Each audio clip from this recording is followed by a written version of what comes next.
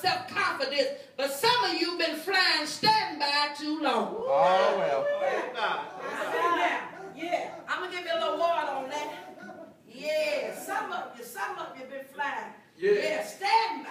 Yeah. A little bit too long. Yeah, right. Yeah, that's standby. Yeah. That's standby. You don't have no confidence in standby. No. Yeah. You don't know if you're going in, you don't know if you're coming in. All right. But when you got the absolute confidence, the people with the real ticket have absolute confidence. I'm saying again, those people, you can see them reading newspapers and talking to loved ones on the phone, on their laptops and iPads. Because they got confidence. But those flying standby don't know if they can board the plane until the actual minute. People can't even relax on standby. They don't know if they get on the plane or not. They got to wait for hours and hours. And they pacing back and forth looking to see if their name is on the list. And then they're agitated for the most part. These people do not have the confidence because all they have is a maybe.